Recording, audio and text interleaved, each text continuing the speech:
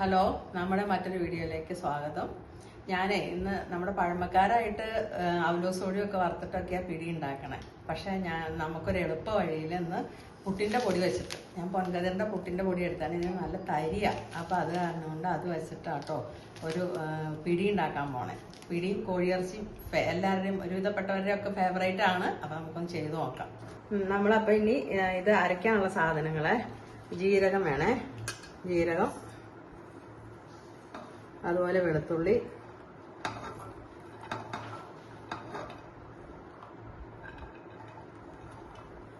ഇതിലേക്ക് ആവശ്യമായിട്ടുള്ള ഉപ്പ് അരയ്ക്കാനാണേ.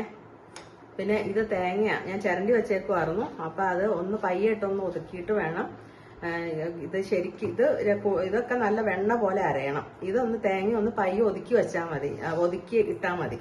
ചിരണ്ടി വെച്ചാൽ ഈ പുട്ടിൻ്റെ പൊടി ഇത്. അപ്പം ഇതിൽ നിന്ന് ഒരു 1/2 കിലോയെ എടുക്കണുള്ളൂ കേട്ടോ. അതിന് വേണ്ട സാധനങ്ങളാണ് ഞാനിപ്പോൾ കാണിച്ചത്. തേങ്ങ ഒരു തേങ്ങ മൊത്തം ചിരണ്ടിയതാണ് ഇത്. അപ്പം നമുക്ക് ഇതിനകത്തേക്ക് ഇപ്പം ഇത് ഉപ്പും വെളുത്തുള്ളിയും ജീരകവും ഉണ്ട്. അപ്പം ഇതിനകത്തേക്ക് ഇത്തിരി നല്ല തിളച്ച വെള്ളത്തിൽ വേണം ഇത് മാവ് കുഴയ്ക്കാൻ. അപ്പം അതിൽ നിന്ന് ഒരു ഇത്തിരി വെള്ളം ഒഴിച്ചിട്ട് നമുക്ക് നല്ല വെണ്ണ പോലെ ഇത് അരച്ചെടുക്കാം. നല്ല വെണ്ണ പോലെ അരച്ചതിന് ശേഷം ഈ തേങ്ങ ഇട്ടിട്ട് നമുക്കൊന്ന് ഒതുക്കിയെടുക്കാം. അപ്പം നമുക്ക് ഇത് കുഴയ്ക്കാൻ വേണ്ടിയിട്ട് ഇത്തിരി വലിപ്പമുള്ള ഒരു പാത്രം എടുക്കുക. എന്നിട്ട് അതിലേക്ക് നമ്മൾ ഈ പൊടി ഇടുക.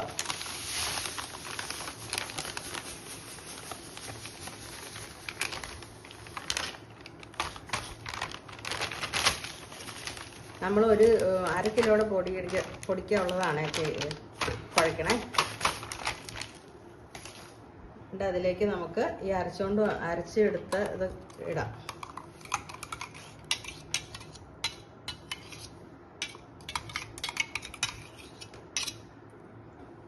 അപ്പോൾ നമുക്കിത് തേങ്ങ അരച്ച് ഒതുക്കി അരയ്ക്കുമല്ല, എല്ലാം ഒതുക്കിയിട്ട് ഇത് ഇട്ടേ. ഇനി നമുക്ക് നല്ല തിളച്ച വെള്ളം ഒഴിച്ചിട്ട് വേണം ഇത് കുഴയ്ക്കണമെങ്കിൽ.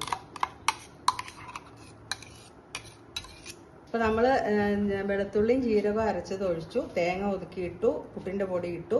ഇനി നമുക്കിതെല്ലാം കൂടി കൂടിയിട്ട് എല്ലാം ഒന്ന് മിക്സ് ആവണേ. എന്നിട്ട് വേണം തിളച്ച വെള്ളം ഒഴിക്കാൻ. അപ്പോഴാണ് അതിൻ്റെ എല്ലായിടത്തോടെ ജീരകത്തിൻ്റെയും വെളുത്തുള്ളിയുടെയും ഒക്കെ ടേസ്റ്റ് ശരിക്കാവുള്ളൂ. വെള്ളം നല്ല വെട്ടി തിളപ്പിക്കണം കേട്ടോ.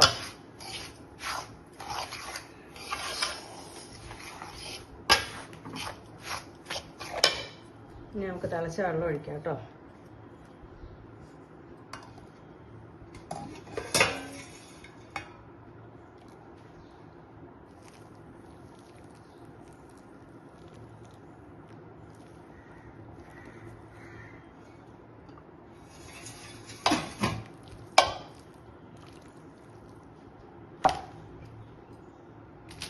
ഇനി നല്ല ചൂടല്ലേ, അപ്പം നമുക്കൊരു ചട്ടകത്തിൻ്റെ ഇതും കൊണ്ട് ഒന്ന് ഇളക്കി എല്ലാം ഒന്ന് ഇതാകുമ്പോൾ വേണം ശരിക്കും കുഴയ്ക്കാൻ.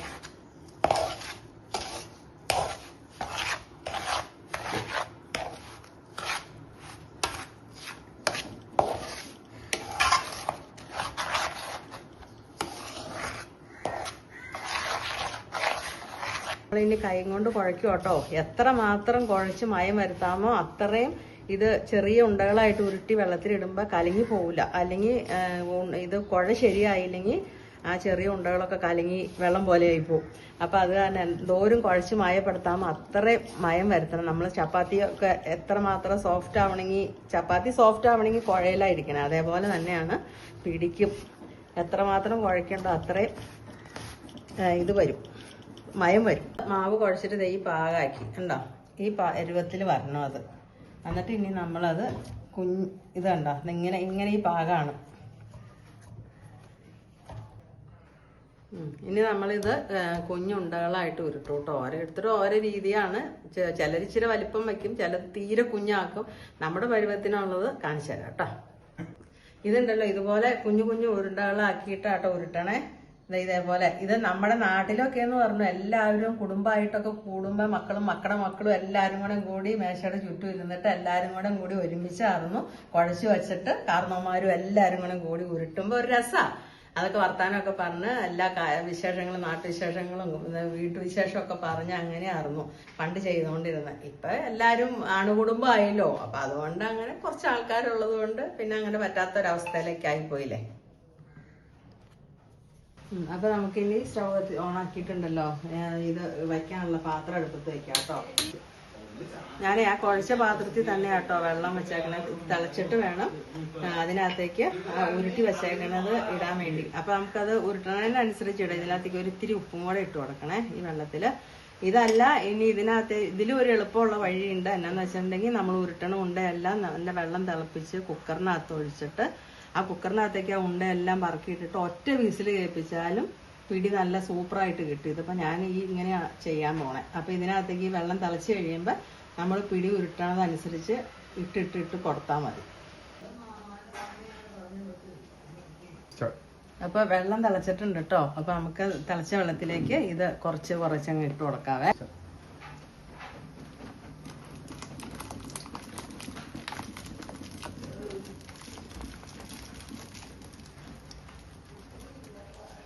ഇപ്പൊ ഇളക്കൊന്നും വേണ്ട കേട്ടോ. ഇതിങ്ങനെ കുറേശ്ശെ ഉരുട്ടണ അനുസരിച്ച് അങ്ങ് കൊണ്ടുവന്നിട്ട് കൊടുത്തു കഴിയുമ്പോഴത്തേക്കും പയ്യെ വെന്ത് വന്നോളും. പിടി റെഡി ആയിട്ടുണ്ട്.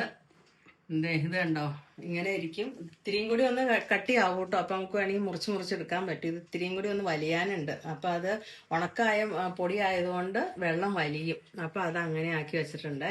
പിന്നെ വന്നിട്ട് ചിക്കൻ കറി ഉണ്ടാക്കി വെച്ചിട്ടുണ്ട്. അത് ചിക്കൻ കറിയുടെ വീഡിയോ ഞാൻ ഇനി ഒരു ദിവസം കാണിച്ചു തരാവേ. ഇത് ഇനി അടുത്ത വീഡിയോ ആയിട്ട് നമുക്ക് വീണ്ടും കാണാം. ഇഷ്ടമായെങ്കിൽ ഷെയർ ചെയ്യുക, ലൈക്ക് ചെയ്യുക, സബ്സ്ക്രൈബ് ചെയ്യുക. എല്ലാവരും ദൈവം ധാരാളമായിട്ട് സമൃദ്ധമായിട്ട് അനുഗ്രഹിക്കട്ടെ. ബൈ.